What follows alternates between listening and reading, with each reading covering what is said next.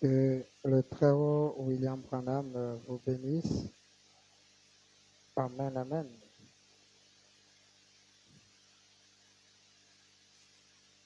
Nous sommes très heureux ce soir d'être dans la maison du Seigneur, n'est-ce pas?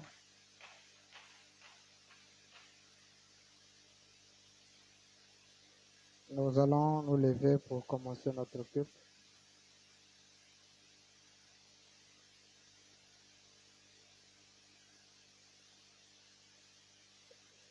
Nous prenons toujours le livre de Jean.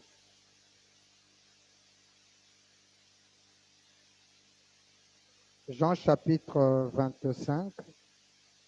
Jean chapitre 11, excusez, le verset 25 et 26.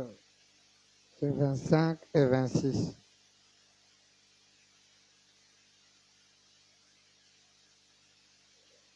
Il dit, Jésus lui dit, je suis la résurrection et la vie.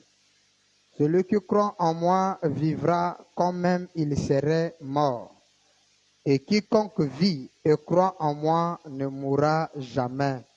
Crois-tu cela? Vous pouvez vous asseoir.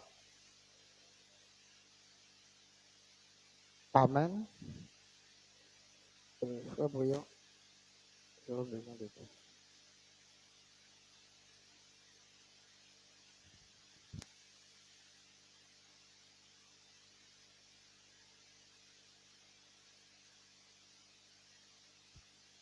J'espère que chacun de nous se sent très heureux cet après-midi. Amen, amen. Est-ce qu'on peut acclamer pour le Seigneur Branham? Comme je l'avais dit, nous l'avions dit le mercredi, qu'aujourd'hui, nous allons toucher un aspect sur le signe de Jonas. Amen. Mais avant d'abord d'arriver, je vais être un peu aujourd'hui. En fait, il y avait une écriture que je voulais partager avec vous. Une très belle écriture.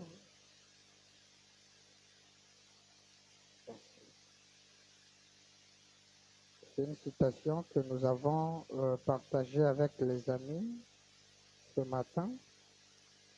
Et j'ai beaucoup aimé ça. Dans la brochure Croire Dieu du 24 février 1952, William Branham dit, et je sais ceci. Attendez, excusez. Si je n'ai pas prévu le paragraphe ici, mais je vais trouver ça rapidement. 24 février 52, c'est le message que la voix de Dieu nous envoie. Souvent, eux ne mettent pas croire en Dieu. Oui.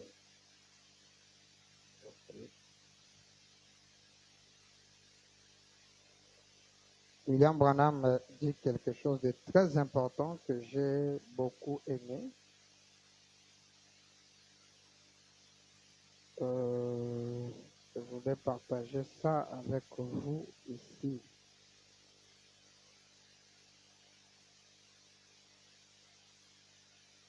William Branham me montre que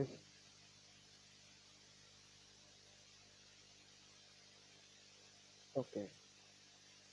Au paragraphe 150. Et voici ce que je connais. Certains parmi nous ont plus de foi que d'autres. Et ceux qui ont la foi en abondance devaient prier pour cela.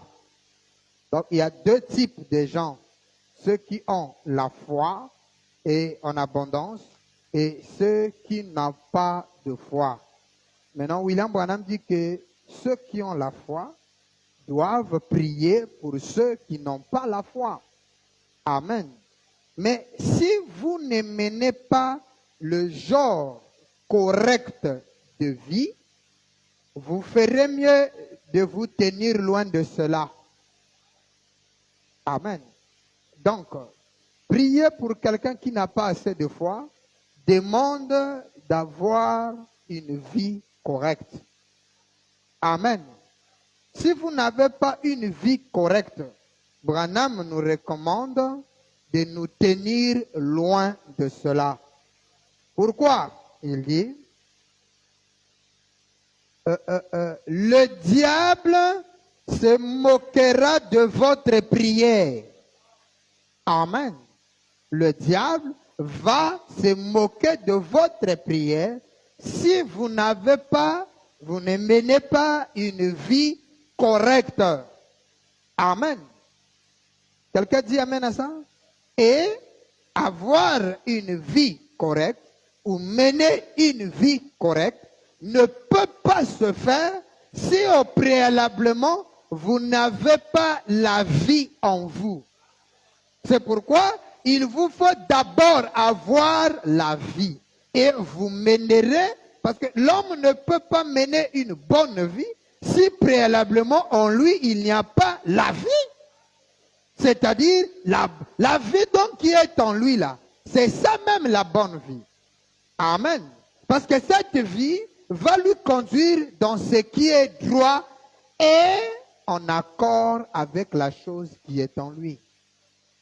Alors le diable va se moquer de votre prière. Combien de prières aujourd'hui le diable se moque? Amen. Vous ne menez pas une vie correcte. Toujours là, quand la preuve que vous n'avez pas la vie, vous manifesterez les œuvres négatives du ténèbre. Vous n'aimerez pas les autres, vous ferez ceci, vous ferez cela, parce qu'il n'y a rien en vous. Et quand vous vous mettez à prier, Frère Branham dit, le diable va se moquer de votre prière. Vous écoutez ça? Mais lorsque vous vivez correctement, vivre correctement, ce n'est pas vivre comme les prêtres. Non. Vivre correctement, c'est vivre avec Christ. C'est ça la bonne vie.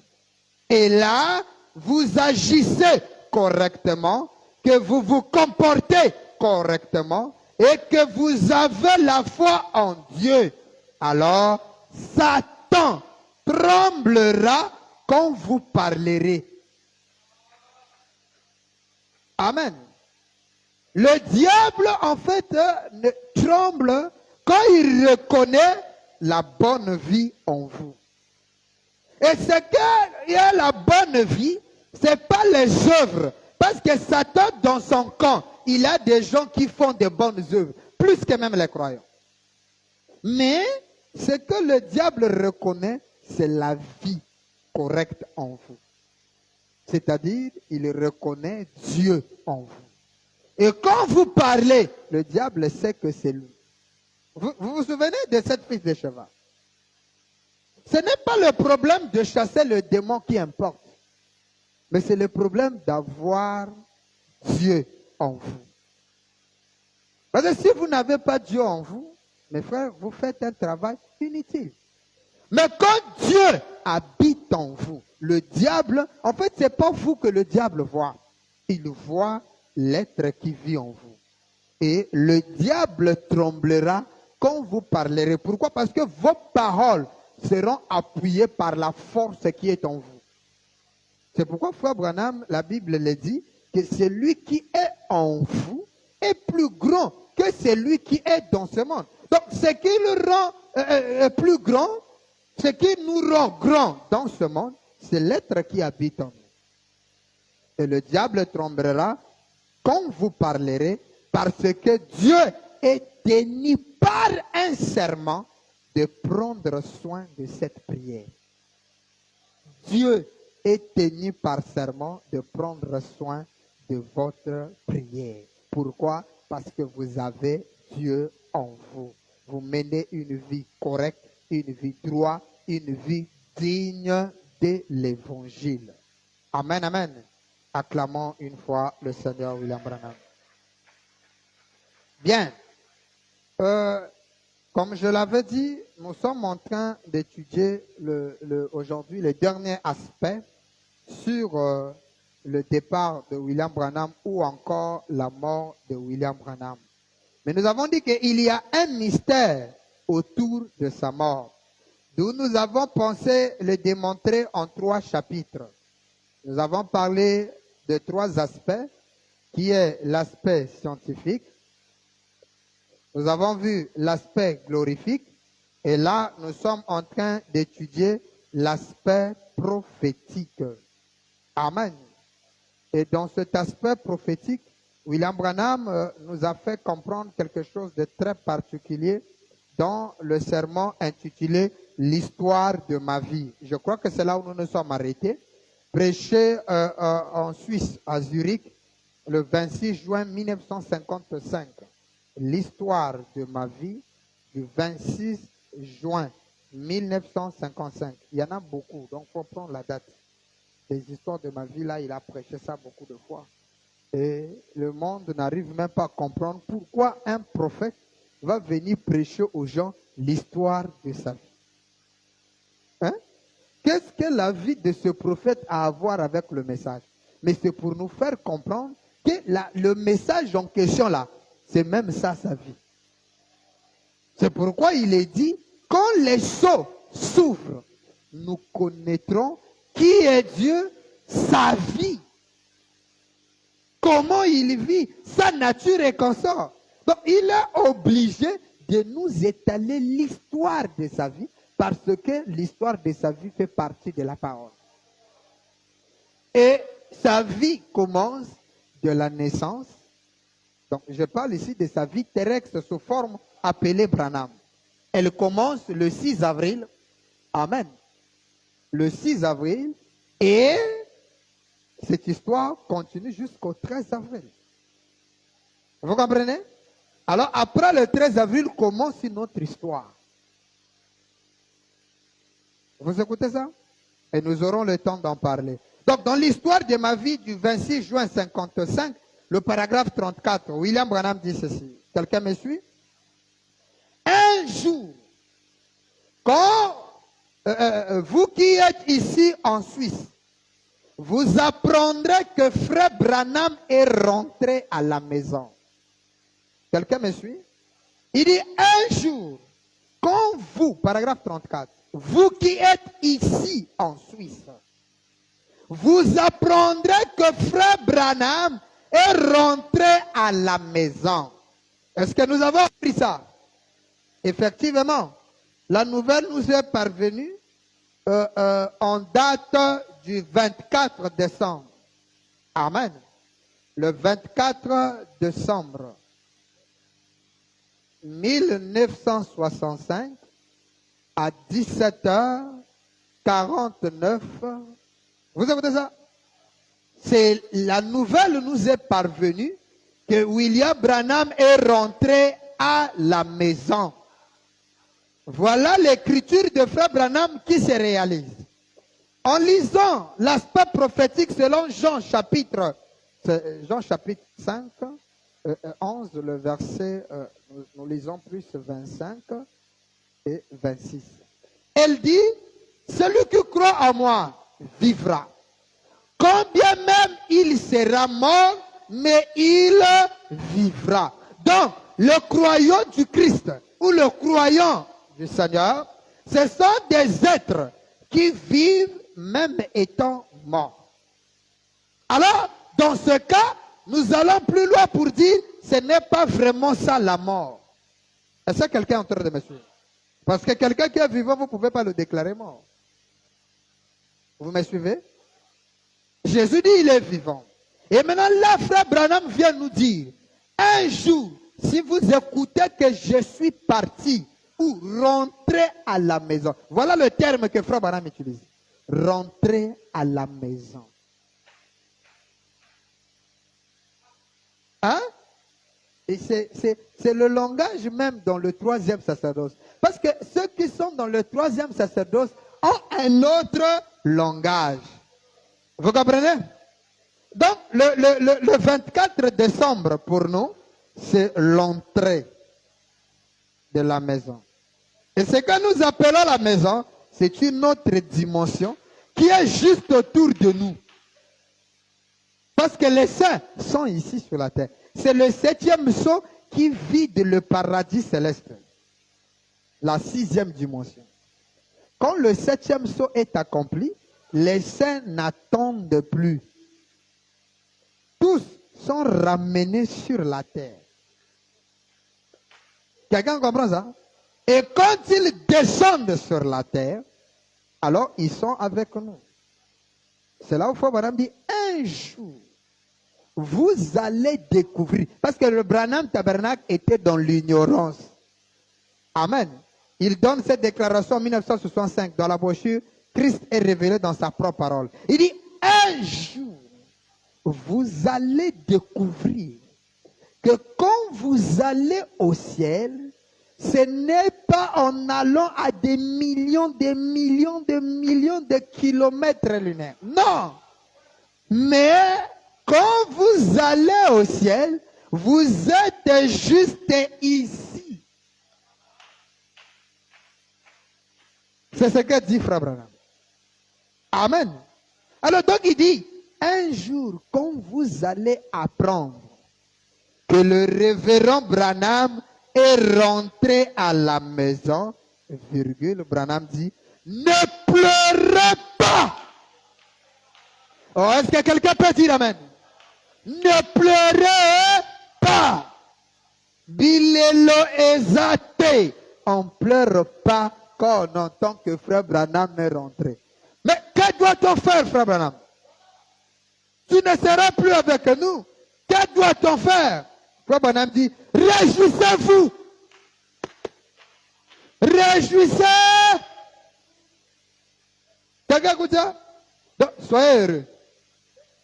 Si vous écoutez que Frère Branham est rentré, réjouissez-vous. Ne pleurez pas. Quelqu'un dit amen à ça? Je lis William Branham. Si vous écoutez que le révérend Branham est rentré à la maison, vous ne pleurez pas. Mais réjouissez-vous. Donc soyez heureux. Or, si on se réjouit, ça veut dire que c'est un événement de joie et non un événement de tristesse. Alors si c'est un événement de joie, ça signifie que c'est une fête. Hein? C'est pourquoi nous, on a dansé, on a mangé, on a bu, on était heureux. Pourquoi?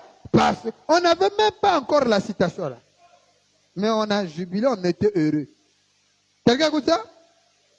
Car je serai parti à une meilleure demeure où je me fatiguerai plus jamais. Je ne voudrais pas être un bébé pour pleurer. Il dit, mais si seulement vous avez connu une histoire qui chagrine et tout, c'est pourquoi, par quoi je suis passé. Vous écoutez ça?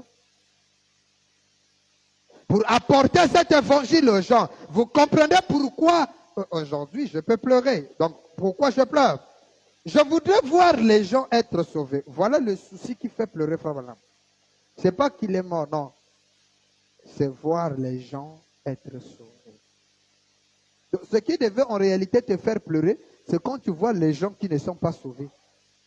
C'est de ça qu'il s'agit. Il dit, des gens me critiquent.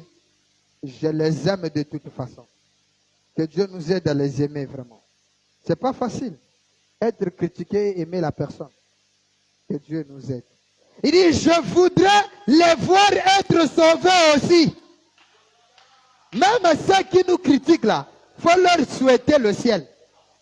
C'est pourquoi je disais à un frère, je pense que c'est important quand Frère Branham dit de prier pour nos ennemis.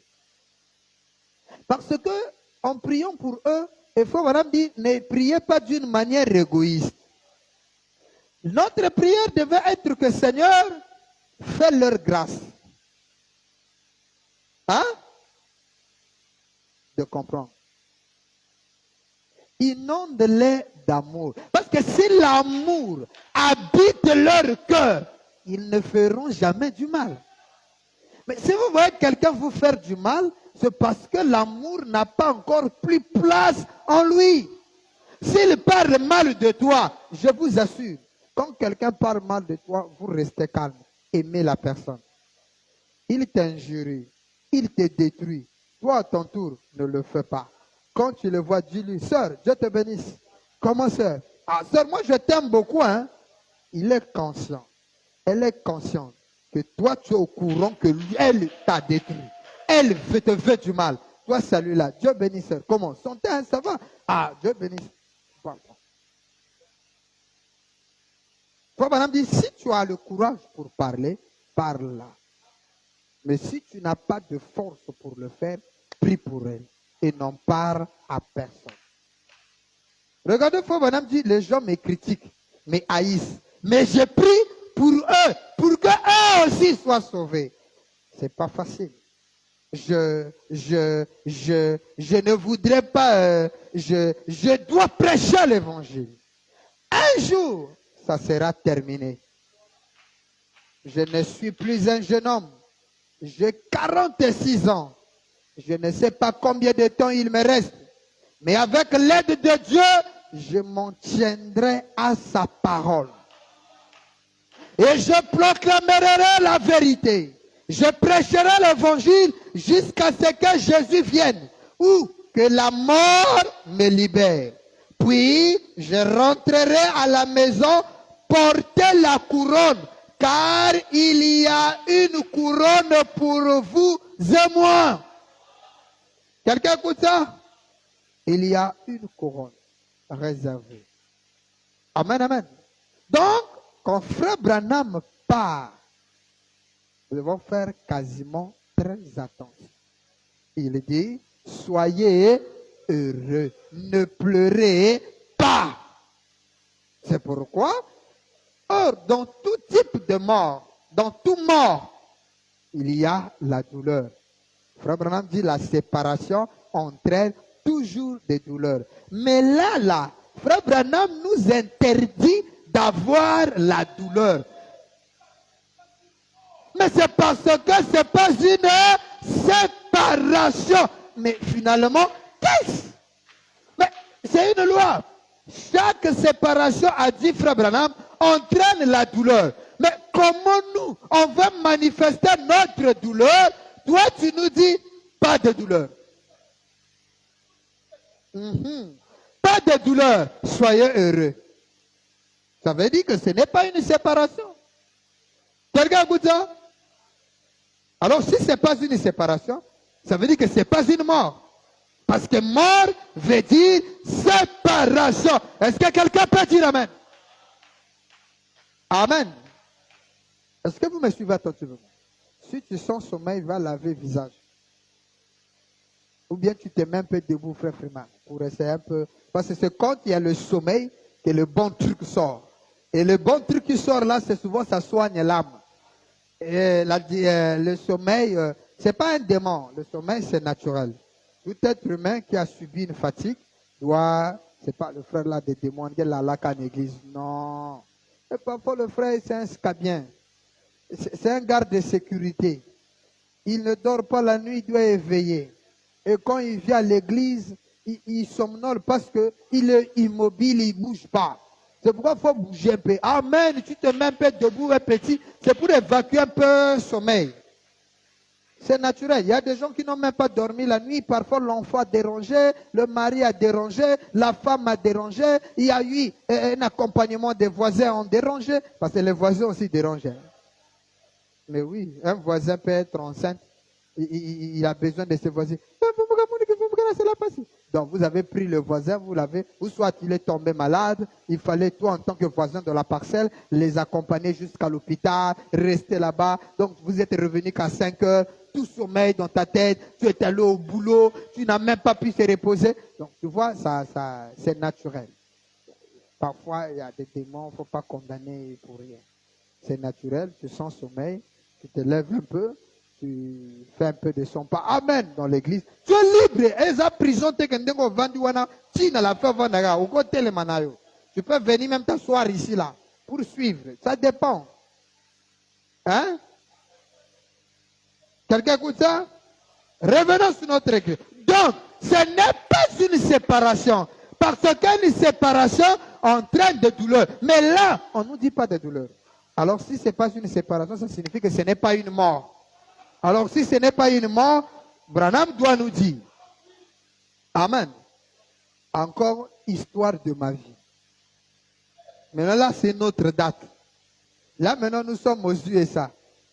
L'autre qu'on avait eu, on était en Europe. C'était en Suisse. Maintenant, là, vous écoutez ça? Là, maintenant, c'est aux États-Unis. Nous sommes le 8 novembre 53. Là, nous étions en 52, n'est-ce pas? Ou bien, nous étions en 55. Là, c'est en 1953. L'histoire de ma vie prêchée le 8 novembre, 11e mois, 53. Je suis au paragraphe 87. Frère Branham explique l'histoire du départ de la sœur Hop, leur dernière causerie. Il dit, j'ai dit, chérie, ce matin-là, tiens-toi du côté est de la porte. Quelque part, il dit, quelque part au monde, si je vis, je prêcherai cet évangile jusqu'au moment où j'irai à ta rencontre. Dit Branham à Hop. Et si je m'endorme, pas si je meurs, mais si je m'endors. Voilà encore des mots que Frère Branham utilise. Vous écoutez ça? Premièrement, il a utilisé quoi? Hein? Rentrer à la maison. Merci. Il a dit, il a appelé ça entrer à la maison. Rentrer à la maison. Et là, il appelle ça mais. Vous avez ça? S'endormir. Un jour. Et si je m'endors avant, Branham dit, 3 points, il explique, il dit, nous ne croyons pas dans la mort. Il utilise l'expression si je m'endors. Mais pourquoi pas dire si je meurs? Mais il va nous expliquer, il dit non, c'est parce que nous ne croyons pas à la mort. Moi, j'aimerais adopter cette doctrine. Frère Branham n'est pas mort. C'est la nouvelle vision. Nous croyons au sommeil de Branham. Mais c'est Branham, il dit, et si je m'endors avant, alors, nous ne croyons pas dans la mort. Ouais. C'est pourquoi il ne dit pas si je meurs. Mais il dit, si je m'endors. Il n'y a aucune écriture dans la Bible qui dit qu'un croyant meurt. Il n'y a aucune écriture dans la Bible qui dit qu'un croyant meurt. Il dit, non, non, ils ne sont pas morts. Bon, est-ce que quelqu'un peut dire amen? C'est pourquoi on parle des saints endormis et non des morts en Christ. En Christ, Frère Branham dit, ça n'existe pas une écriture dans la Bible qui parle de la mort d'un croyant. Donc quand l'apôtre Paul dit mort en Christ, c'est une erreur d'après le 3e Testament. C'est une erreur. Ou sinon, voilà m'a menti parce qu'un Thessaloniciens dit mort en Christ. Donc les chrétiens meurent, d'après Paul. Mais Branham dit dans la Bible, il n'y a aucune écriture qui dit qu'un chrétien peut mourir. Mort en Christ, donc des chrétiens morts. Branham dit, il n'y a pas de verset. Ça veut dire que l'épître là est mal traduit. C'est faux. Comment en Christ, il peut y avoir de mort alors que Christ c'est la vie? C'est pourquoi on dit, quand à la trompette d'or sonnera, les morts en Christ, ce n'est plus ça. Et quand on a dit les morts en Christ, tout le monde a vu Mongonkamba. Tout le monde a vu les cimetières. Oh, les morts, Frère Branham dit les morts là, c'est les membres de l'église.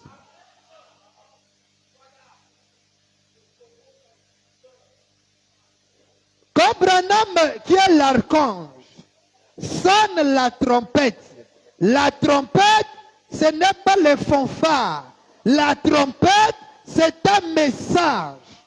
Quand le message est donné, elle fait sortir les morts dans le catholicisme, dans les dénominationnels, dans ceci. C'est là où s'accomplit l'écriture qui dit, écoutez, dans Jean 5, 24, où il a dit, en vérité, je vous le dis, celui qui écoute ma parole et qui croit à celui qui m'a envoyé a la vie éternelle et ne vient point en jugement.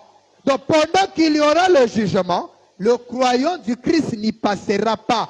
Pourquoi? Mais il est passé de la mort à la vie.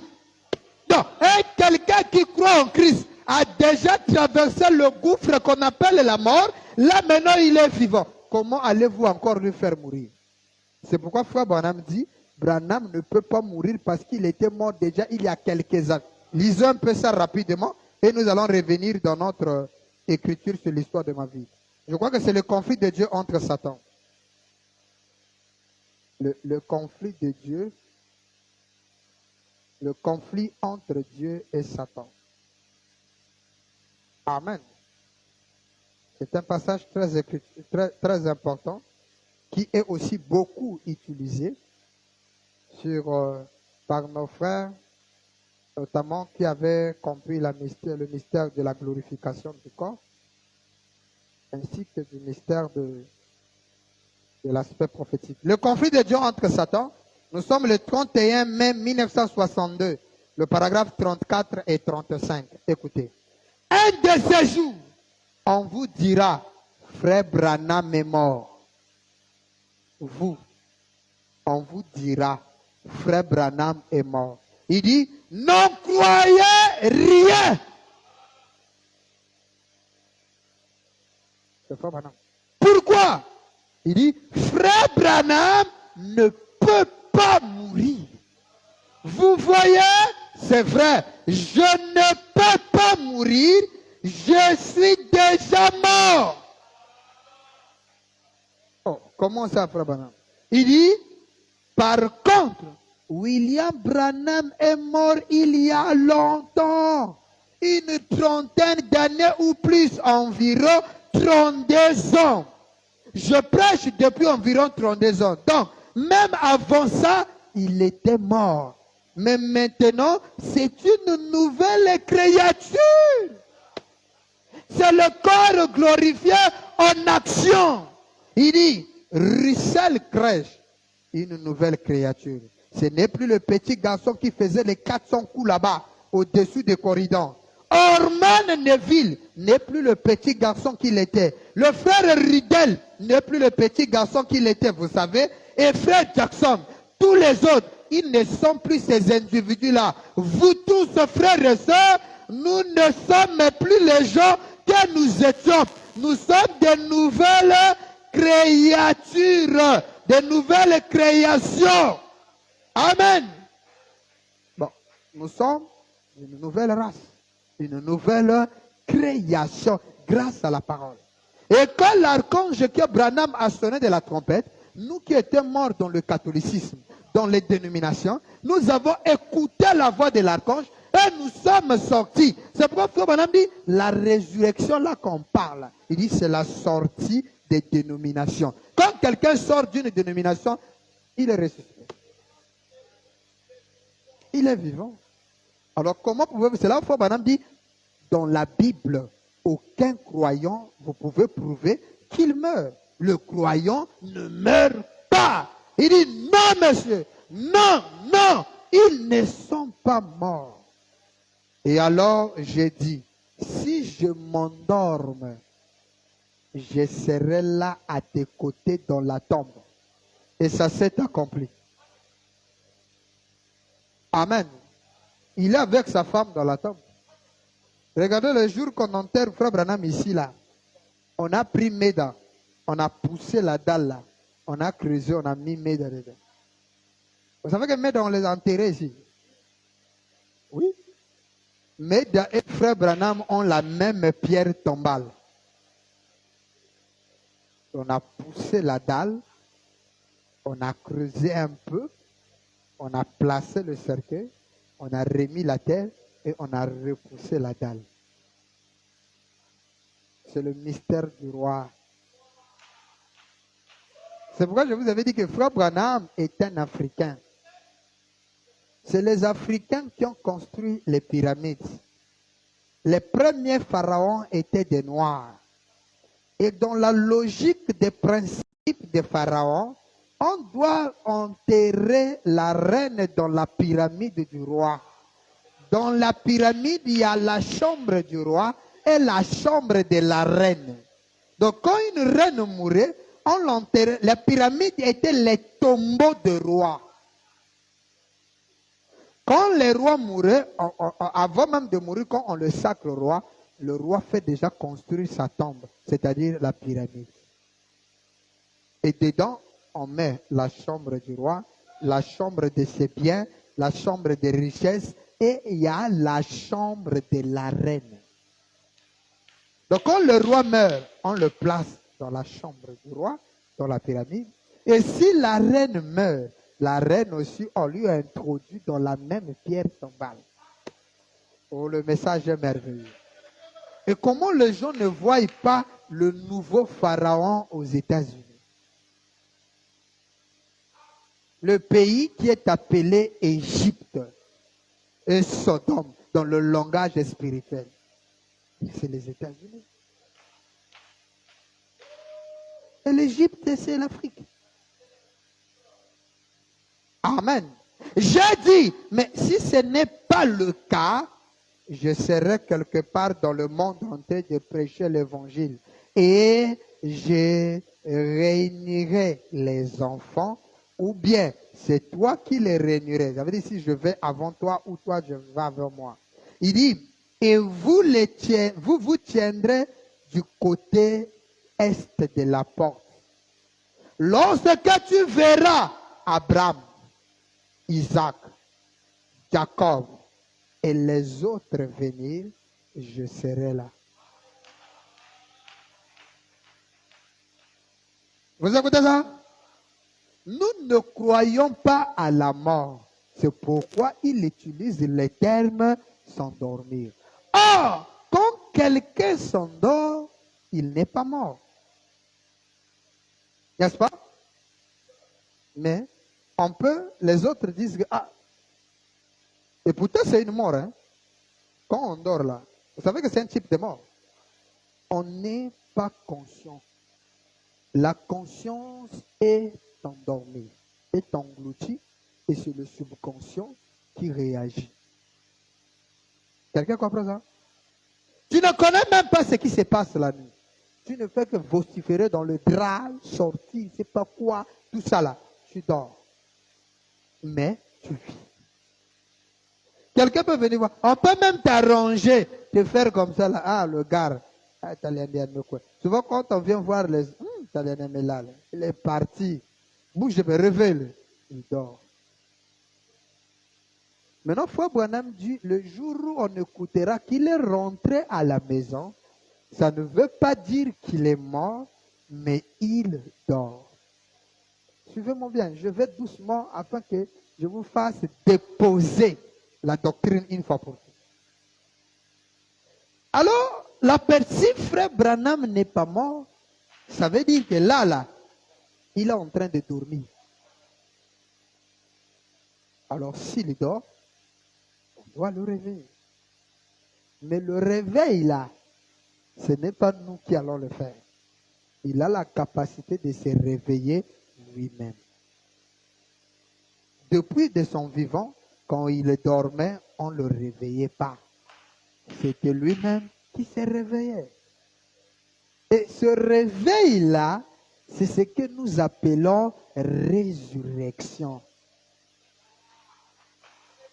En fait, les mots changent.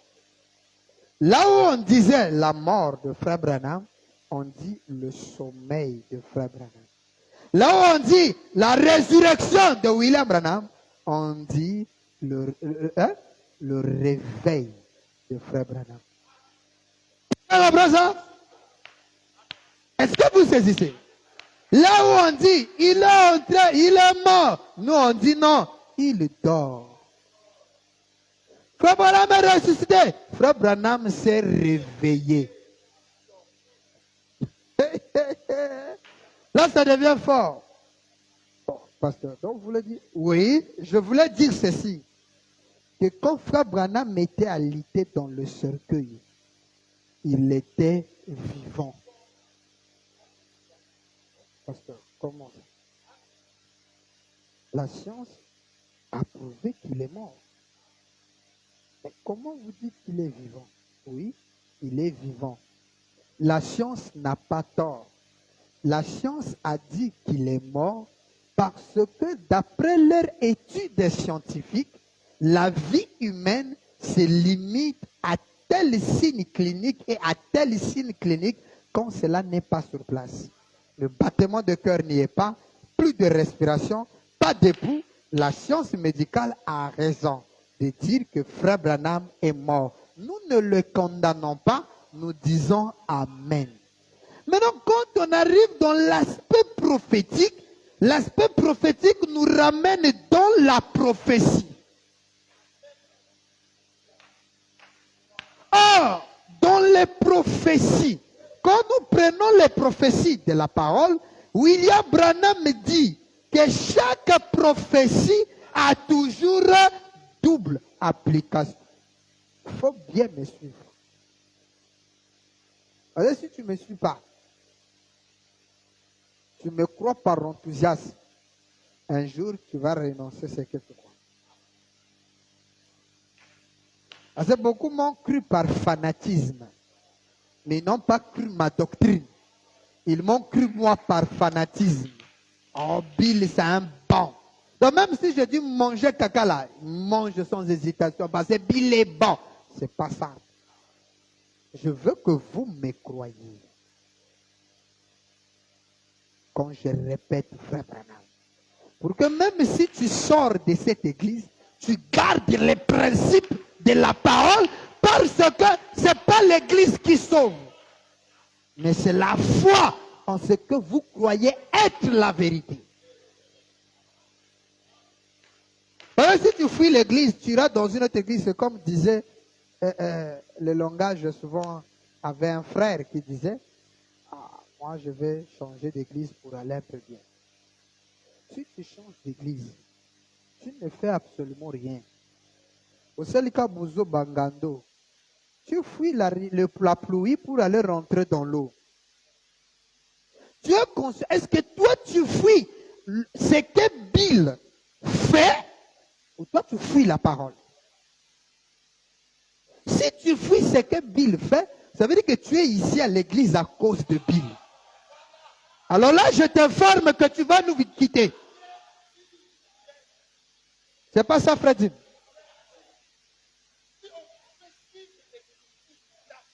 Mais tu vas fuir la polygamie alors que c'est l'écriture. Tu vas fuir ça où? Est-ce que quelqu'un qui m'a écrit? Oh non, l'église là, comme on ne croit pas ça, là-bas je serai à l'aise.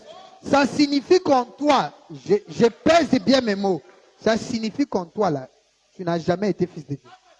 Il n'y a rien de la parole. Parce que quand on lance l'appel, il faut que le réseau reconnaisse les caractères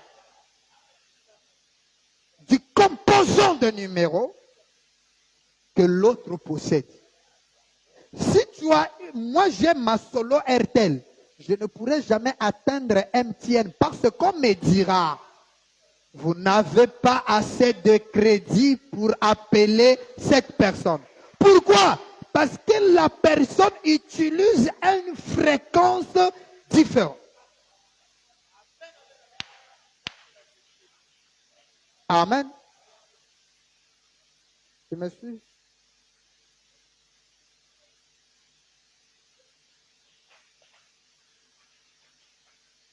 Quelqu'un, vous comprenez?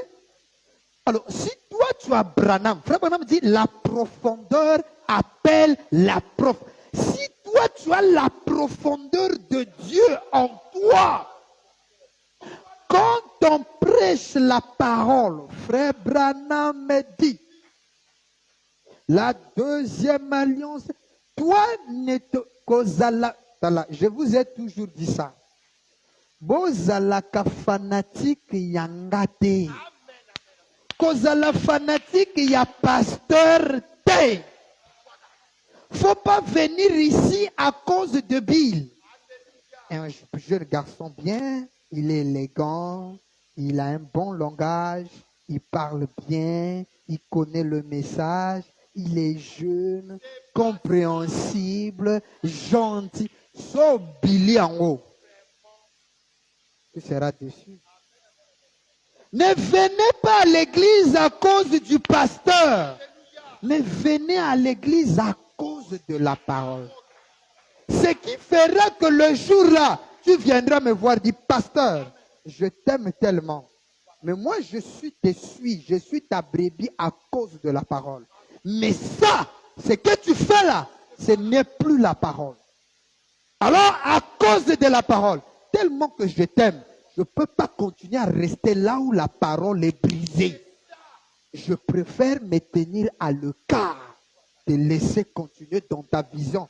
Parce que avec les citations que j'ai, je te montre. Et quand tu dis ça, ça veut dire que tu m'as déjà montré les Écritures. Et j'ai dit, frère, ça, moi, je ne crois pas. Moi, je crois comme moi. En ce moment-là, tu me dis un grand shalom. Dis, pasteur, à nous revoir de l'autre côté selon la grâce du Seigneur. Mais mon âme n'accepte plus ça parce que c'est contraire aux Écritures. Voilà des frères et des sœurs que nous en veut.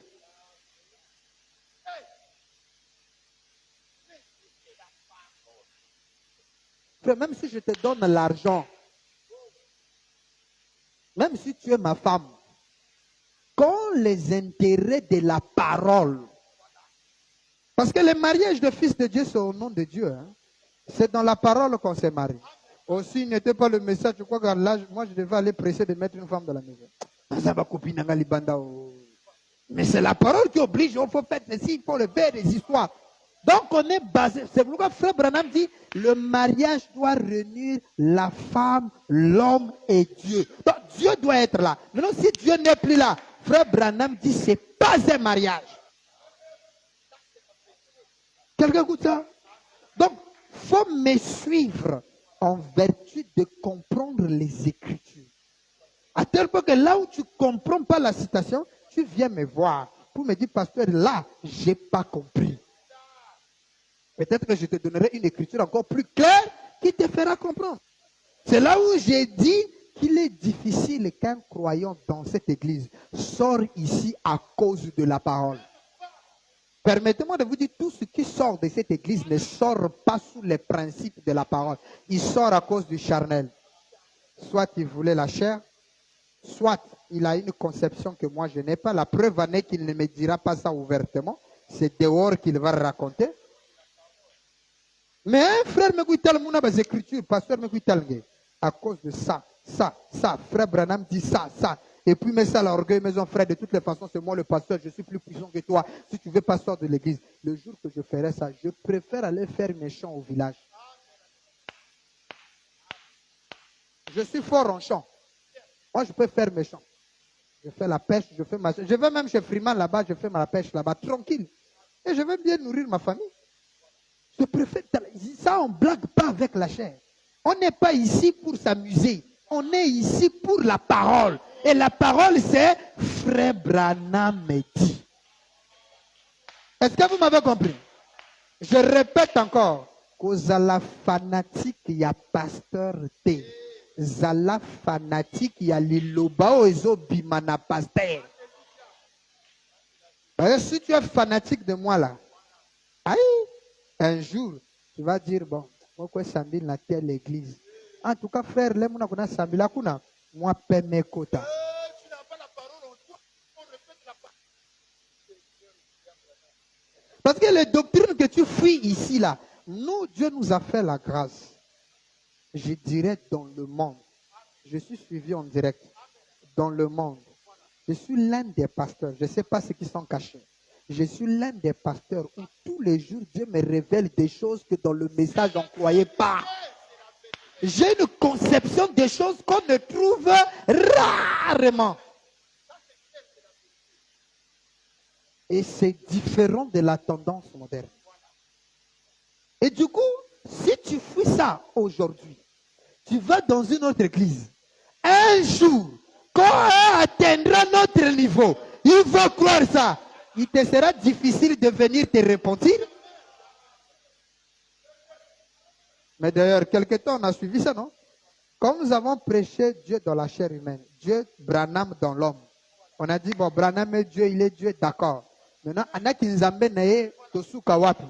nous avons démontré que Dieu, Branham, là, doit maintenant vivre dans la personne. J'ai lu et pourtant, frère, vous voyez que le frère n'a pas prêté attention aux Écritures, mais il a regardé l'homme Branham. Et pourtant, les Écritures étaient claires. Frère Branham dit, quand vous avez une partie de votre père, il commence par là, vous avez tout votre père. Amen. Le frère a dit amen, mais n'a rien compris.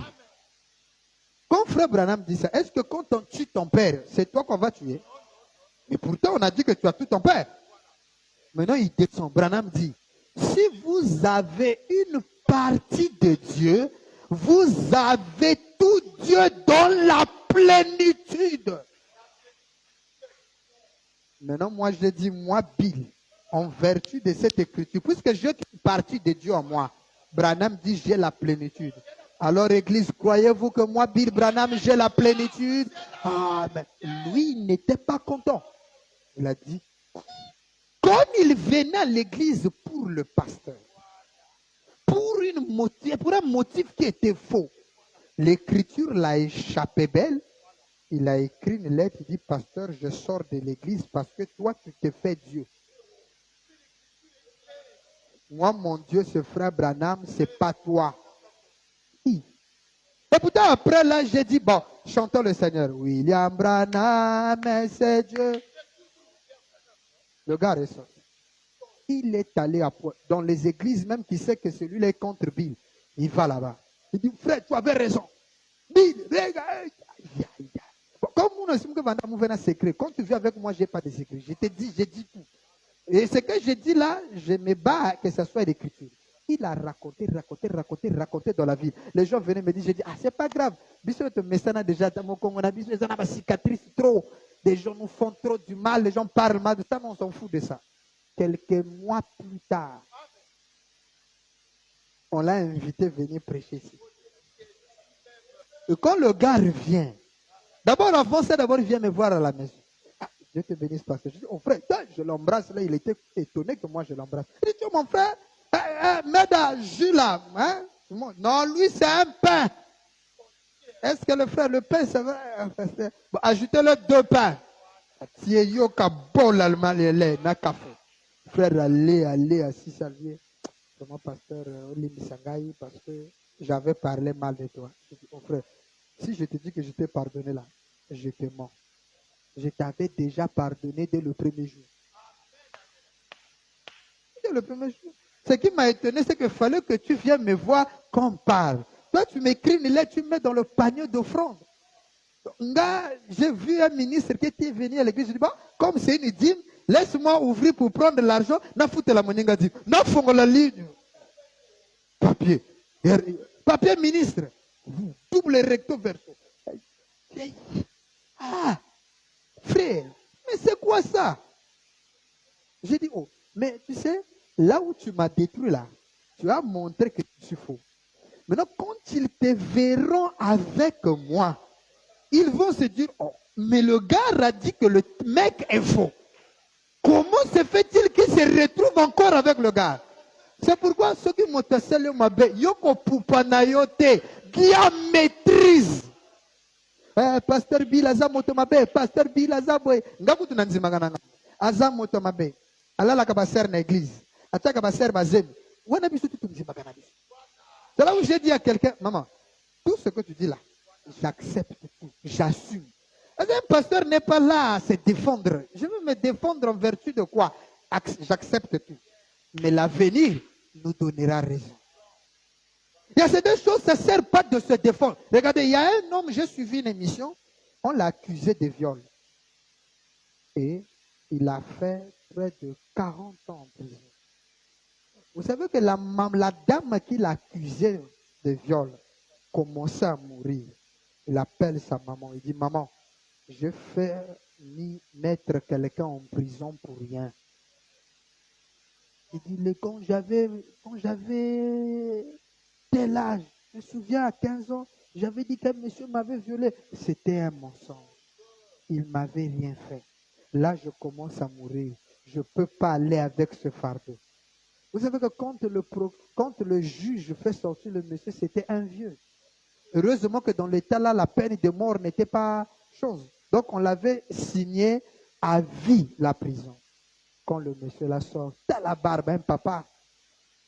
On lui a posé la question. Il dit, dites toujours la vérité. Peu importe les souffrances que vous allez souffrir, mais un jour, la vérité triomphera. Et aujourd'hui, là, les gens regardent, ah, mais le gars là, il est mauvais. Chez nous, il vient dire que Bill est mauvais. Un jour, on lui voit prêcher, c'est un ami dit, oh, pasteur, oh, vous les prédicateurs, vous êtes des aventuriers. Mais le pasteur là était venu chez nous, il a dit que toi tu es voyou, tu es bandit, tu n'as pas Dieu, il ne peut même pas prêcher dans son église. Il dit que le roi de la chair à pointe noire, c'est Bill. Oh! Je dis,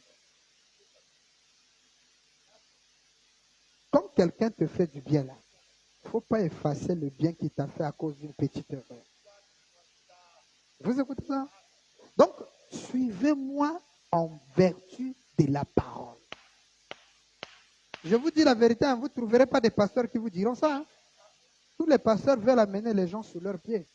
Mais c'est facile si tu le veux. Répète-les, Branham. C'est des enfants de frère Branham. Si la parole leur dit de se mettre à genoux devant moi, ils se mettront. Tu n'as pas besoin de faire le gourou. Donc je dois vous répéter, frère Branham. Donc écoutez-moi dans le but d'apprendre la parole et non dans le but de Bill Branham. Sinon quand tu sortiras ici, tu dirais, oh, frère, je ne crois plus ce qu'il croyait, je crois maintenant. Maintenant, quand on te fait asseoir, on te dit, bon frère, détaille-nous qu'est-ce qui était erreur dans la vision de Bill. Tu seras incapable. Parce que si tu étais capable, en sortant, tu devais le voir comme dit les Écritures. Mais si tu ne l'as pas vu, c'est parce que tu es conscient que si je me vends dans Nayan Fasser, il y a un convaincre. Hein? Mais parfois, tu peux aussi m'aider. Vous écoutez ça?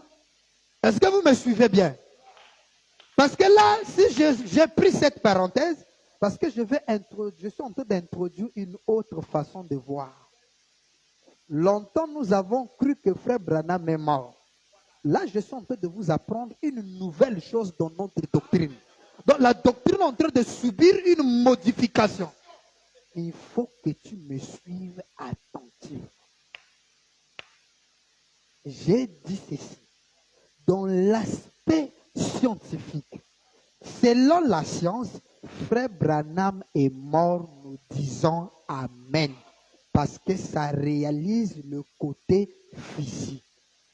Mais étant croyant du troisième sacerdoce, il me serait difficile d'affirmer que frère Branham était mort. Alors, c'est pourquoi je te demande de me suivre attentivement. L'aspect prophétique ne parle nullement de sa mort. Mais l'aspect prophétique parle de sa vivacité. C'est pourquoi je te dis de me suivre attentivement. Frère Branham, quand il était alité là, regardez, ceux qui venaient voir, étant physique, ils viennent voir le corps, physiquement la personne est morte. Vous écoutez ça? Ce concept-là, nous croyons ça dans l'aspect scientifique. Mais nous, ce n'est pas le physique. Nous, c'est l'intérieur. Et quand nous nous tenons, quand je parle de nous là, je parle de vrai nous. Nous nous tenons devant le cercueil de Frère Branham. Nous disons qu'il n'est pas mort. Comment ça, Pasteur Bill? Selon l'aspect prophétique, il n'est pas mort. Quel aspect? Matthieu chapitre 12. Lisons ceci. Est-ce que vous aimez la parole? Amen. Frère Sotman, chez toi, déjà, c'est clair? C'est clair? Branham te bénisse. Merci. Quand c'est pas, vous savez que pendant que je prêche, vous avez le droit de soulever le doigt et dire, là, je n'ai pas compris. Et je reprends. Suivez. Prenons nos Bibles.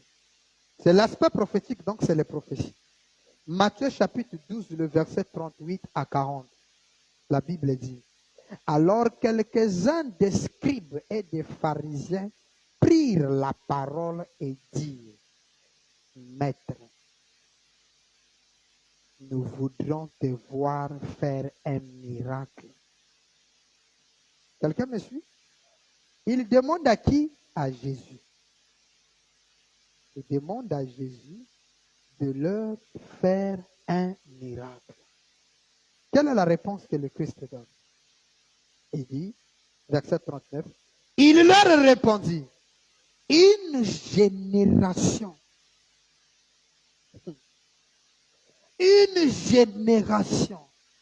méchante et adultère demande un miracle.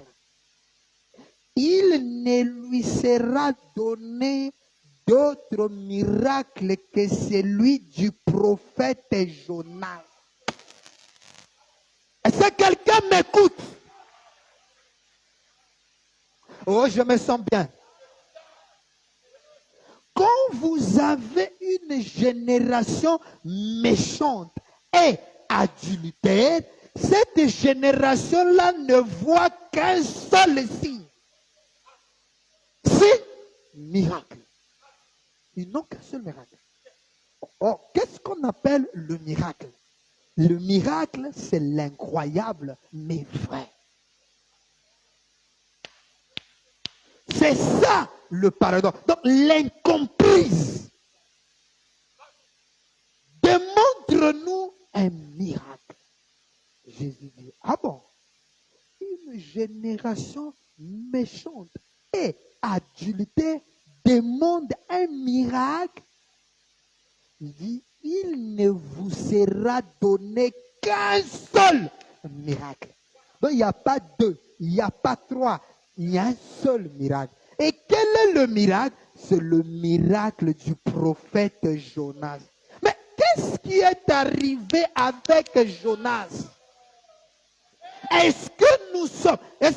J'aimerais poser d'abord cette question. Est-ce que l'état actuel des choses,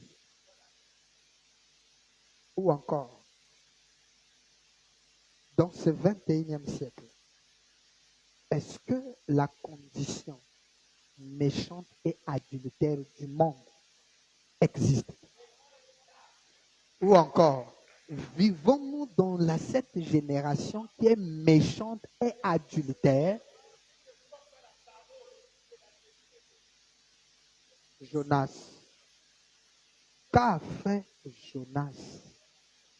Quel est le miracle dans Jonas qui sera le signe aujourd'hui? Verset 30, 40. Car, de même que Jonas fit 3 jours et 3 nuits dans le ventre d'un gros poisson, de même, le Fils de l'homme sera 3 jours et 3 nuits dans le sein de la terre.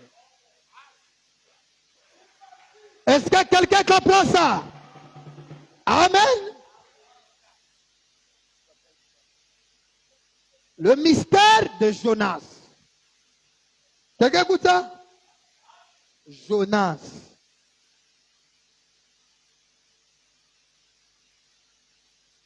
Il y a un miracle dans Jonas. Vous écoutez ça? Donc, quand toi, tu vas te prendre le nom au frère Jonas, tu dois connaître ce qui est arrivé à Jonas. J'ai vu un frère, Dieu te bénisse, frère. Oh, non, Dieu bénisse, frère. Ton nom, c'est qui? Au frère David. Ah, je dis, attends, pourquoi tu prends? Oh non, parce que David était le bien-aimé de Dieu. Donc, comme le nom influence, moi aussi. J'ai dit, ah, mais David, pour atteindre d'être le bien-aimé de Dieu, il y a eu des actes que David a posés. David, tu as combien de femmes, frère? Oh, frère, je n'ai qu'une seule femme, pasteur. Mais c'est quel David? Le bien-aimé de Dieu a eu 500 femmes. Dieu l'a dit, tu es mon bien-aimé. L'homme, c'est l'homme en cœur. Avec combien de femmes? Toi, tu n'as même pas deux. Comme disait une sœur, oh, mais notre pasteur n'est pas polygame. Il est à peine bigame. Parce qu'on parle de la polygamie à partir de 4. Je dis, ah, et ça me cherche des problèmes. Il dit, non, mais 3. Je dis, non, 3, tu es encore trigame.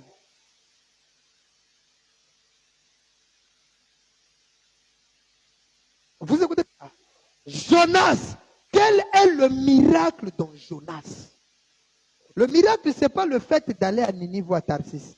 Mais le miracle chez Jonas, c'est que Jonas s'est retrouvé dans le ventre d'un poisson. Bon, je ne connais pas dessiné. Hein?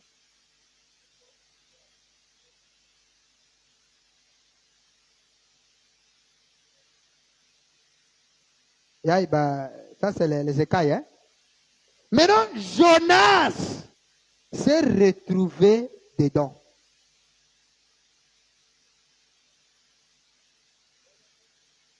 Jonas dans le ventre du poisson. Maintenant, Jésus dit, le Fils de l'homme aussi. Donc, ce qu'on appelle ici par poisson est appelé la terre. Est-ce que vous comprenez ça?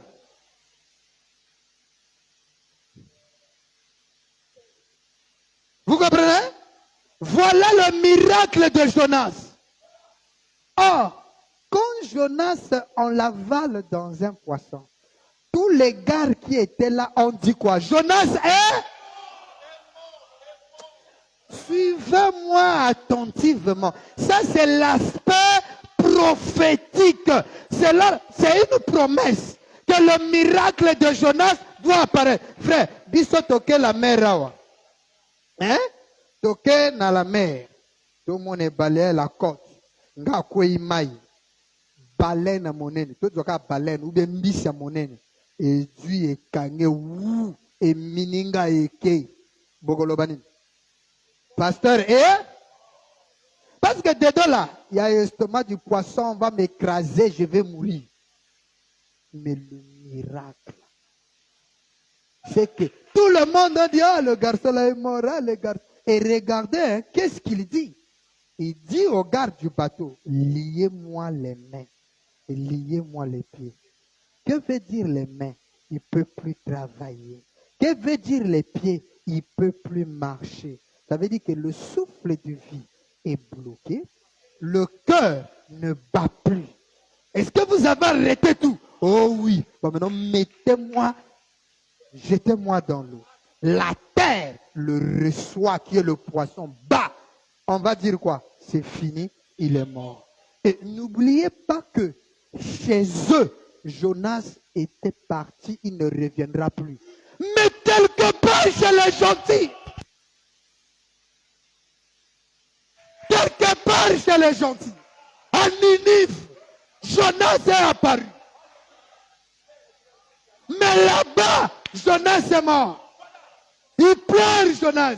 Et il ne verra plus Jonas. C'est fini. Nulle part de la Bible a dit Jonas était reparti. C'était fini, il est resté là-bas. C'est pourquoi il dit, je serai un missionnaire africain. Je n'aurai plus besoin de visa en Afrique. Parce que le Branham qu'ils attendent aux États-Unis, c'est notre Jonas. Si vous voulez voir Branham, c'est en Afrique. Oh, est-ce que quelqu'un peut dire Amen? Amen. Est-ce que le type de Jonas, ça marche? Bah, là, on était avec la Bible. Prenons maintenant le message. Avec la Bible, déjà, c'est clair. Si le Fils de l'homme entre sous la terre, Il sera dans la condition miraculeuse de Jonas. Donc, ça veut dire que quand vous allez le mettre sous le sol, Le gars qui est enterré là, alléluia, il est vivant. Voilà le miracle. Voilà le paradoxe où la science ne peut pas comprendre, où la médecine ne saisit pas. Ah, mais le cœur ne bat plus. Parce que maintenant là, si on allait le jour là, on était là, on dirait au médecin là, le gars est vivant. C'est pourquoi frère Branham m'avait dit, ah, pourquoi le monde ne comprend pas mon message? il dit, mais un jour, quand je quitterai le monde, les jeunes gens comprendront. Regardez, il a pris maman Meda, il l'a bloqué à l'hôpital. Parce que Meda, frère Branham dit, connaissant. Meda savait. Parce que si Meda était vivant, regardez déjà, et je vais vous montrer que même Billy Paul était au courant. Mais vous avez vu là l'accident, non? Il a dit, oh, papa, ça là, c'est toi, tu peux te... Non. Papa, dis seulement un mot, tu vas te détacher de cette voiture-là tranquille, sans même faire. Qu'est-ce qui amène Billy Paul? Son père, cabossé dans l'accident. Il n'a respiré à peine. Mais Billy Paul dit à son père, papa, je n'arrive pas à te dégager ici. Mais je sais, si tu dis un mot, tu peux t'en sortir d'ici. Indemne. Billy Paul. Pourquoi Billy dit ça? Parce que Billy Paul connaissait la capacité surnaturelle de frère. Regardez quelqu'un. Ça, c'est un miracle. Hein? Je ne sais pas si on peut appeler ça même miracle. La tête, là-bas. Les pieds, là-bas. Les mains, là-bas. Qui vous mouillent à côté. Branham se met debout. Il regarde un enfant crabossé. Il dit merde. Il regarde l'enfant. Il prononce des paroles. La main revient, rejoint le corps. La tête, la personne s'est rétablie sans aucune cicatrice. Bon, un monsieur comme ça, Billy voit ça. Vous allez dire que Branham, non. Il dit non, le papa là, papa dis un mot, tu sors là. Oh. On va te faire souffrir les gens. Et Branham l'a juste regardé. Il regarde Billy. Billy dit, c'est après que je me suis rendu compte que c'était pour nous qu'il était en train de faire. Mais non, mais sinon on devait dire, ne l'enterrez pas. Le gars là va sortir. C'est là où Pérégrine dit à Levi, je n'arrive pas à comprendre. Levi dit, même moi ça m'a dépassé. Branham mourir? Non, pas lui. Il dit, à moins que Dieu n'ait abrégé les choses. Sinon, le printemps prochain, il doit ressusciter. Il ne peut pas mourir, c'est impossible. Il doit sortir. Et la rumeur est parcourue tous les États-Unis que le révérend Branham va ressusciter. Vous écoutez ça? Donc, si frère Branham accomplit le type de Jonas, ça signifie que William Branham a été enterré vivant. Vivant comment, pasteur? La science a dit, mais la science est limite. Lisons un peu ceci. Frère Branham dit, est-ce que vous aimez la parole? Est-ce que ça vous fait du bien? Ouvrir une voie. Prêché le 4 mars 1956. Paragraphe, je pense, 63. Écoutez. Ouvrir une voie. Prêché le 4 mars 1956, paragraphe 63. Écoutez attentivement. Il dit, eh bien, Dieu a envoyé des médecins. Amen. Il dit, c'est vrai. Et les médecins sont utiles. Virgule. Et ils avaient fait tout leur possible. Mais Dieu a fait une issue. C'est ça. Vous voyez, après que les médecins y échouaient dans leur procédé, l'issue de Dieu est loin de plus élevée que la nôtre. Il dit, quelle chose merveilleuse. Quand la science s'arrête, ils font tout leur possible. Il dit, Dieu ferait une issue. C'est-à-dire qu'il ouvre une brèche. Une brèche où la science ne peut pas comprendre, où les médecins ne peuvent pas saisir. Une portée plus loin, au-delà de la médecine, c'est-à-dire au-delà de la perception humaine. Il y a une issue là. Hors médecine. Quelqu'un écoute ça? La médecine dit, frère Branham est mort. Plus d'espoir, mettez le corps à la mort. Mais nous les croyons, quand nous regardons, nous disons, le gars est vivant. Comment, pasteur? Selon la prophétie. Jonas, qui représente le Fils de l'homme, doit être dans le sein de la terre, dans le ventre du poisson, étant vivant. C'est pourquoi nous admettons que William Branham qui a alité là, il est vivant. Oh, mes frères, viens prendre l'époux. Il n'y a pas de pouls, il n'y a rien. Il ne respire plus, le cœur ne bat pas. Comment tu dis qu'il est vivant?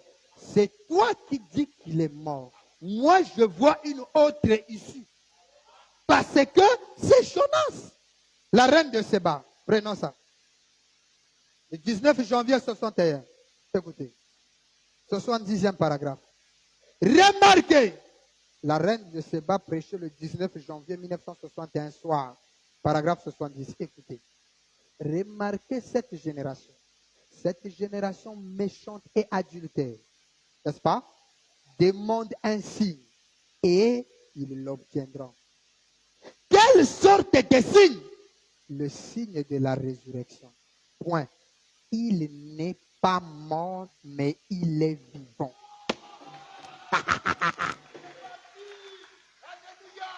Est-ce que quelqu'un écoute ça? Cette génération demande un signe. Il dit, ils l'auront. Hein? Remarquez cette génération. Cette génération méchante et adultère demande un signe. Et ils l'obtiendront. Il ne dit pas ils l'ont obtenu là-bas en Orient. Il dit mais ils l'obtiendront au futur. Quelqu'un écoute ça? Il dit quelle sorte de signe? Il dit le signe de la résurrection. On est d'accord? Branham dit il n'est pas mort. Virgule, mais il est vivant. Quelqu'un écoute ça? Est-ce que quelqu'un comprend? Donc, le signe d'aujourd'hui, c'est être vivant. Pas de mort. Branham dit, notre religion n'est pas de l'histoire. C'est un fait réel. C'est un Dieu vivant.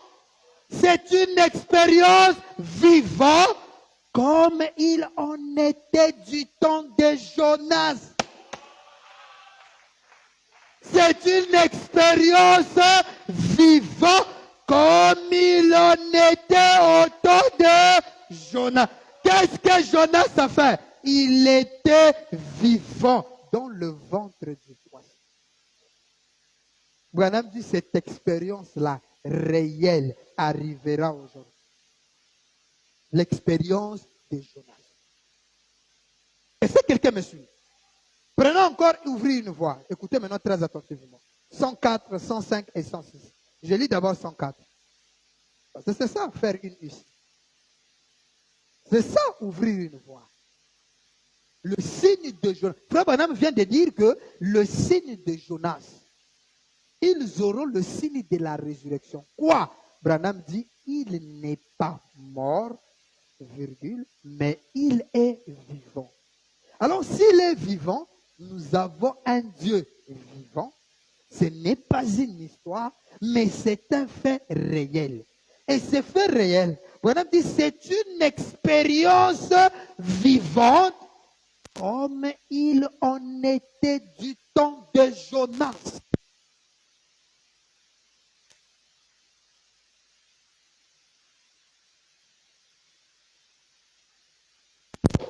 L'expérience qu'a vécu Jonas, c'est l'expérience qu'on doit vivre. Avec cette phrase-là, mais c'est fini. Alors, si l'expérience de Jonas, qu'a vécu Jonas, doit se répéter ici, alors on doit trouver quelqu'un qui sera comme Jonas, dans le ventre du poisson. Et comme le poisson aujourd'hui dit la Bible, c'est la terre, mais il sera vivant. Ouvrez une voie. 104. Voilà dit, c'est pourquoi Jonas avait la foi qu'il avait. Hein? Alors qu'il avait les algues enroulées autour de son cou. Là, c'est ce qui se passe dans le ventre du poisson. Voilà dit que Jonas, parce que c'est l'expérience de Jonas qui doit se répéter. On est d'accord? Maintenant, donc, ouvrez une voie, paragraphe 104, Frère Branham dit, regardez la foi de Jonas. Hein? Quelqu'un écoute ça? Il avait des algues. Vous connaissez les algues, non? Vous connaissez pas les algues? Voilà. Les algues, les nourritures des poissons. Parce qu'il était dans l'estomac du poisson. Mais vivant.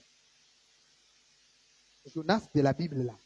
Il était avalé dans un gros poisson. Et là-dedans, il y avait tout ce que le poisson mangeait. La nourriture, la saleté, les histoires, les algues, entourés par des cacos. Mais il était vivant. Ah, c'est ça le miracle que la science n'arrive pas à comprendre.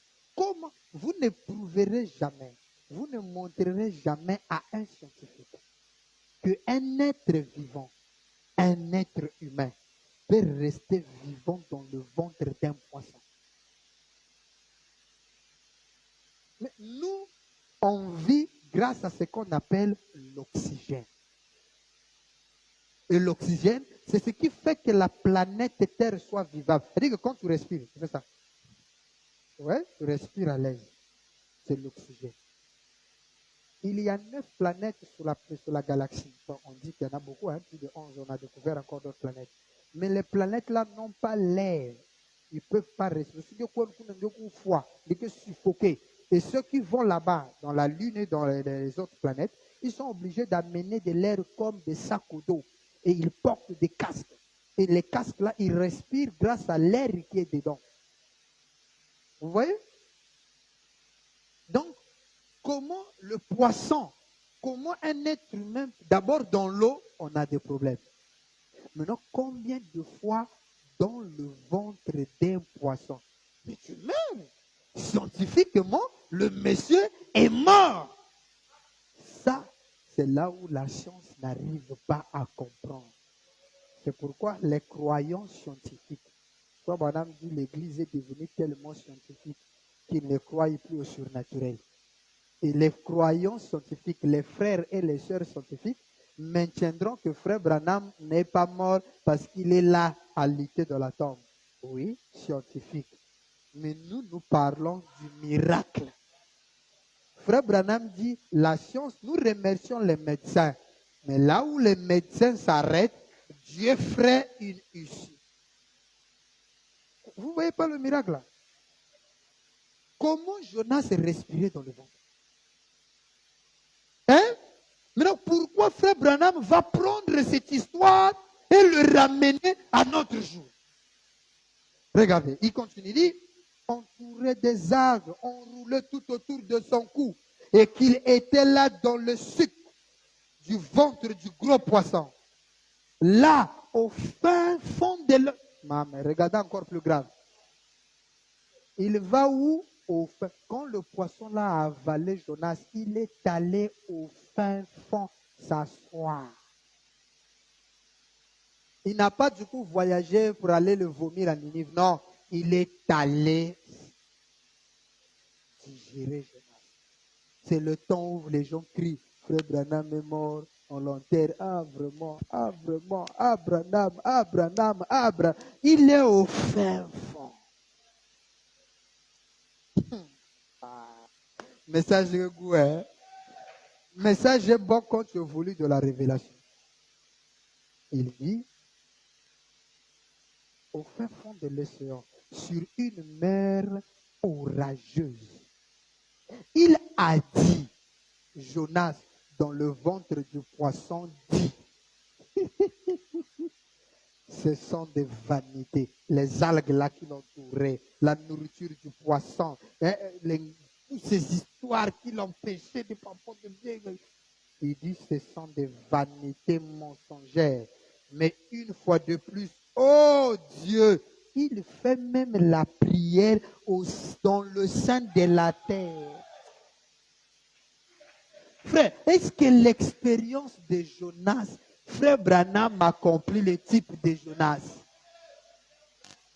Vous savez que même si Branham résistait le mercredi, le troisième jour, c'est grâce à Jonas. Ça veut dire qu'il incarne le pouvoir de Jonas. Et Frère Branham dit, l'expérience de Jonas. Il dit, oh Dieu. Ça c'est dans le ventre. Hein. Jonas dit, je tourne mon regard vers ton saint temple. Ah, il y a qui représente d'après Jésus la terre. Donc une personne qui est enterrée, mais dans la terre, il prie. Et quelle est la prière qu'il fait? Il dit, Seigneur, tu avais dit à Salomon que quand ton peuple, quel que soit l'endroit où ils sont, s'ils tournent leur regard en direction du temple, tu devais leur exaucer.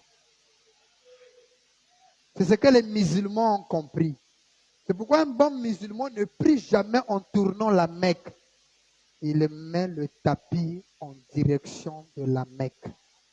Pour que le Dieu qui habite le Saint-Temple, Allah, se souvienne d'eux. Maintenant, aujourd'hui, nous avons le véritable temple. Le véritable tabernacle de Dieu selon Apocalypse 21. C'est ça, le temple de Dieu. Quand tout véritable croyant met ses genoux à terre devant cette photo, la prière de Salomon doit... Parce que Salomon, quand il a dédicacé le temple, la Bible dit, la colonne de feu est descendue sur le temple. Et voilà, une fois la maison dédicacée, la colonne de feu est venue se poser sur le tabernacle. Le temple de Dieu fait chair pour dire, le temple est achevé. Alors vous les croyants, mettez vos genoux ici. C'est pourquoi toute personne qui prie sincèrement devant le signe sacré, Dieu est obligé de répondre à sa prière. Mais c'est la prophétie de Jonas. Est-ce que quelqu'un écoute ça? La colonne de feu est là. Le temple a été dédicacé. Le temple est l'égard du millénium. Le Saint des Saints a été loin. L'onction est sur sa tête. C'est lui le tabernacle de Dieu vivant. Et toute personne qui regarde vers le temple aura la vie. C'est pourquoi Jonas, dans le ventre d'un poisson, déclare cette prière.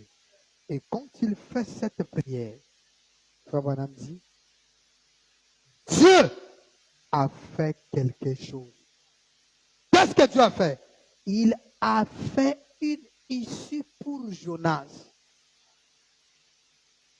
Suivez-moi. Branham dit, ce qu'il a fait, personne Personne ne le sait. Ça, c'est le propre secret de Dieu. Comment un homme dans le ventre d'un poisson peut parler, peut respirer, peut vivre? Il dit, c'est grave, personne ne connaît ça. C'est un secret. Mais, il dit, mais, peu importe combien c'est impossible, Dieu peut changer des circonstances. Pasteur Branham est alité là. Comment toi tu peux dire qu'il est vivant? Il dit Dieu. Peut changer les circonstances. Il peut rendre possible ce qui est impossible. Comment toi tu peux douter que frère Branham n'était pas vivant? Non, pasteur, parce que c'est la science. Mais comment tu limites Dieu? Frère Branham dit ce qui s'est passé, le miracle de Jonas est incomprise. Mais seuls les incrédules ne peuvent pas comprendre ça. Ceux qui sont dans la pensée de Dieu peuvent saisir sa pensée. Comment tu dis que Branham ne peut pas être vivant là? Sous quelle base? Alors que les types sont clairs. C'est sous quelle base tu gardes Branham mort dans le cercueil? Tout ça, c'est l'incrédulité. Parce que tu limites Dieu. C'est là où Branham te dit, Dieu est capable de rendre possible l'impossible. Amen. Et non seulement rendre cela possible, mais il peut le rendre réel. Quand l'homme prend Dieu au mot et accepte la voie à laquelle Dieu a pourvu pour l'homme, l'impossible devient possible. 106. Dieu, vous écoutez ça? Dieu a fait quelque chose. Peut-être qu'il a placé là, dans le ventre du poisson, une tente à oxygène. Il place une pompe à oxygène. Ça, aucun scientifique ne voit ça. Ça, les incrédules ne le voient pas. Mais nous, ce qu'on voit, c'est un monsieur étalé là. Or, cette fois-ci, l'oxygène passe de l'intérieur. Hein? Je ne sais pas ce qu'il a fait dans le ventre de ce gros poisson, mais il a gardé Jonas là-dedans pendant 3 jours et 3 nuits dans le ventre du poisson. Jonas. Il dit, maintenant écoutez, comme un type que Christ sera étendu sans oxygène dans les seins de la terre, et il dit, 3 jours et 3 nuits, comme un type que Christ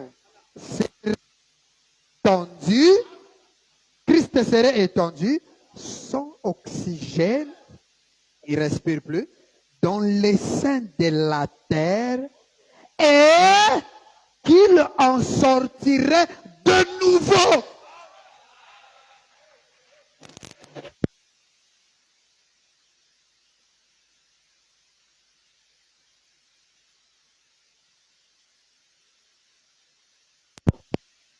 C'est sérieux, hein?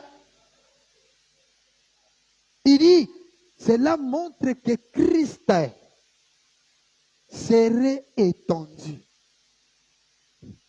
Une fois, étendu, il ne respire plus, sans oxygène, dans les seins de la terre, et qu'il en sortirait de nouveau le 3e jour.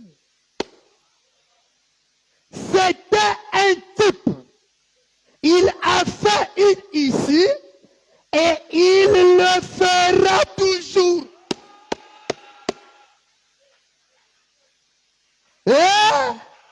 Est-ce que quelqu'un écoute ça?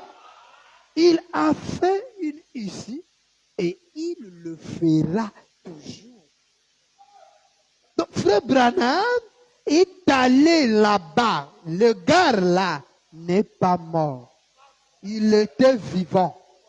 Est-ce que vous comprenez ça? C'est l'exact type de Jonas. C'est pourquoi le mercredi 13 avril, Jonas se réveille.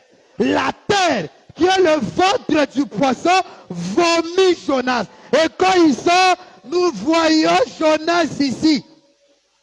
Voilà, il vomit même son cercueil. Et les algues qui entouraient Jonas, il sort. Et quand il sort, les nations le voient. Je dis, c'est lui. C'est pourquoi Frère Branham dit, si vous n'adorez pas un Christ ressuscité, vous adorez un cadavre. Nous, on adore le ressuscité. Dès qu'on le voit sortir, yeah! Il est vivant. Il est ressuscité. C'est pourquoi on l'adore. Quelqu'un écoute ça? Alors, je termine. Permettez, c'est la dernière prédication. Voyons maintenant comment Frère Branham a réalisé cela. Déjà de son vivant. Regardez ce qu'est le type de Jonas qui commençait. Oh, Branham, Yangenzambi. Écoutez ça. Il en sera comme il m'a été dit. Prêché le 18 août 1950. Paragraphe 24. Écoutez maintenant Branham dit. Maintenant, venons-en vite à une vision. Je vous avais dit que je vous la rencontrerai ce soir. Je vais juste prendre 15 minutes de plus si possible. Vous me permettez? Branham aussi ici à la fin. Il dit 15 minutes. Vous me donnez les 15 minutes? Merci. 15 minutes. Il dit, cela est arrivé il y a 2 ans. J'étais dans ma chambre. Juste après une grande réunion, j'ai vu une région montagnère rocheuse tout aussi naturelle. Ce n'est pas ce que vous avez eu au... Eh bien, ce n'est pas un songe, ami. Un songe est un songe. Une vision est quelque chose que vous regardez comme je vous vois maintenant même. Ou comme vous me voyez. Maintenant, Branham dit, parfois, Branham, il dit, parfois, je me tiens juste comme ceci. Je peux être assis dans ma chambre. Assise dans ma chambre en train de parler à ma femme, puis je m'éloigne complètement, je suis parti. Frère Branham assis avec sa femme, ça causait comment les enfants, tout ça. Alors, en causant avec sa femme, Frère Branham dit, je m'éloigne. M'éloigne là, ça ne veut pas dire qu'il se met debout. Non, il est assis, mais il s'éloigne. Il se déplace. Branham dit, je suis parti pour 1h30 ou 2 heures. Je reste assis là, tout à fait immobile, sans souffle. 2 heures. Frère Branham reste là, sans souffle. Meda connaissait. C'est pourquoi quand il fait l'accident, on dit que Branham garde Meda au coma. Parce que si Meda était là, il devait dire, oh, mais attends, Branham, il faisait ça dans la chambre. Il va ressusciter. C'est pourquoi Branham tient Meda là-bas. Le garde de 24, du 18 décembre là, jusqu'à... Même quand il revient, nous avons lu, non? Quand il est revenu, il n'arrivait pas à distinguer. Le temps qu'on lui explique que mon frère Branham est mort, et tout, il reste comme il dit. Où est Bill? Je n'ai pas encore vu mon mari, il est où? La conscience n'était pas encore. Parce que c'est lui, quand on a demandé à Billy Paul, on va enterrer Branham où? Puisque là, déjà, il voulait déménager à Tucson. Qu'on aille l'enterrer à Tucson ou bien ici à Jeffersonville. Billy dit, ah, ça, la décision là revient à sa femme. Alors que nous, aujourd'hui, moi, je meurs, c'est les parents qui décident. Ce n'est pas les parents, c'est ma femme. S'ils sont 5, les 5 vont aller en conclave pour décider où est-ce qu'on va enterrer notre mari. C'est la femme. C'est pas pour que moi, je quel bois là? Demandez à sa femme. Si sa femme dit, vous l'enterrez dans notre parcelle, débrouillez-vous d'aller faire les papiers à la mairie pour l'enterrer dans la parcelle. S'il dit c'est à l'église qu'on va l'enterrer, allez-y payer les droits à la mairie, vous l'enterrez ici à l'église. C'est ta femme qui a dit. Billy dit, papa avait dit, c'est maman. Donc on attend maman. S'il fait 10 ans là-bas, c'est 10 ans. Or que c'était une prophétie. Frère Branham dit, quand je suis né, je suis venu en retard. Le jour de mon mariage, je fais attendre ma femme. J'étais en retard. Il dit, mais s'il y a une journée où j'aimerais être en retard, très, très, très en retard, c'est le jour de mon enterrement. Frère Branham dit ça dans la brochure L'âge de la Odyssée, paragraphe 1. C'est là-bas. Sentier de la vie, paragraphe, je crois, 4. Il dit qu'il serait enterré en retard. C'est pourquoi vous regardez l'enterrement de Frère Branham était très en retard. Le gars est mort en décembre, on vient l'enterrer en avril, le 11, 66 de l'année prochaine. Alors il dit ici, je reste là, immobile, sans souffle. Il dit, c'est ce que la médecine n'arrive pas à comprendre. C'est ce que la médecine n'arrive pas à comprendre. Comment un être peut être vivant, mais sans souffle de vie, sans appareil respiratoire, il est là. Vous voyez que la médecine a un niveau où il s'arrête. Ils disent, Frère Branham est mort. D'après la science médicale, nous disons Amen. Mais nous les croyons. Nous savons que c'est notre Jonas. Et Jonas ne meurt pas. On l'enterre vivant.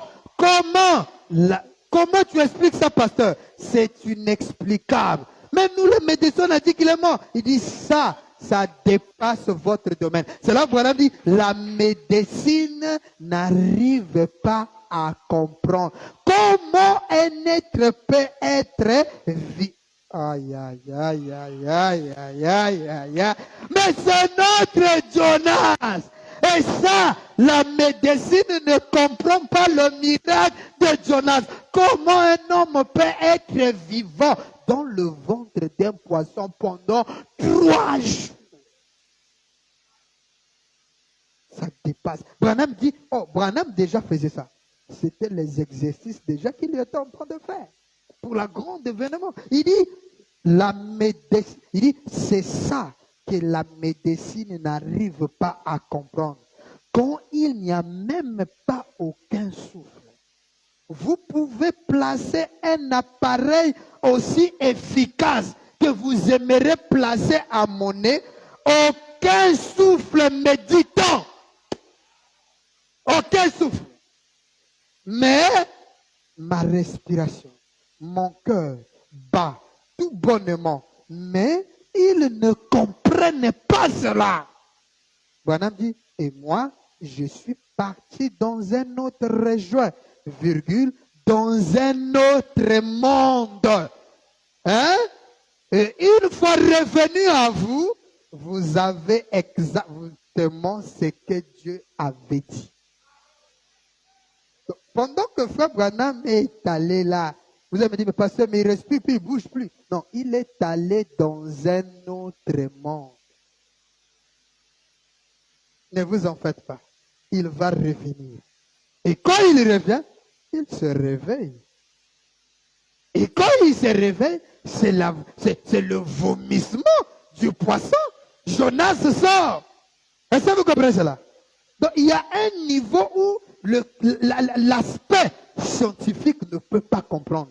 Si Branham est un paradoxe, mais il doit être un paradoxe. Et voilà là où la science n'arrive pas à comprendre. Quelqu'un comprend ça? Est-ce que vous avez saisi ça? Frère Branham est notre Jonas. Et en tant que notre Jonas, il a été enterré vivant. Quelqu'un croit ça? Est-ce que vous croyez ça? Je ne demande pas si vous avez écouté ça. Mais je demande est-ce que vous croyez ça? Si vous croyez ça, levez-vous. Je termine avec un super signe. Du 6 juillet 1962. Paragraphe 148. Un super signe. Frère Branham dit, il rend la parole super dans les derniers jours. La parole est super dans les derniers jours. Il vit toujours dans la sémence d'Abraham avec un super signe.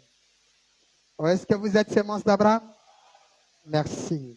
Il dit, le signe qu'il a promis à Abraham, la super sémence dans les derniers jours verrait le même signe. La quoi? La super sémence. Frère, de vos super sémence. C'est pourquoi Kobangate Branham Azabo Moui. Quels que soient les problèmes que tu as, pour Dieu, Batomokiliba Bengio et tout là, et combat. Tous les noms que la science te donne, tous les noms que les hommes du monde te donnent, toi, Dieu dit que tu es la super sémence d'Abraham. Pourquoi? Parce que comme Abraham, tu as vu l'homme au dos tourné. C'est lui qui discerne les pensées. Et ça l'a fait de toi une super sémence. Oh my. Tu es plus que même Isaac, le fils d'Abraham. Tu es plus que lui. Parce qu'Isaac n'a pas vu Dieu de la chair humaine. Mais toi, tu l'as vu. Et Branham dit, en effet, Dieu a tué Christ, Emmanuel, pour les ressusciter, afin d'envoyer le Saint-Esprit. Branham dit, il ouvre le guillemets, on dit, une personne éternelle qui ne peut mourir.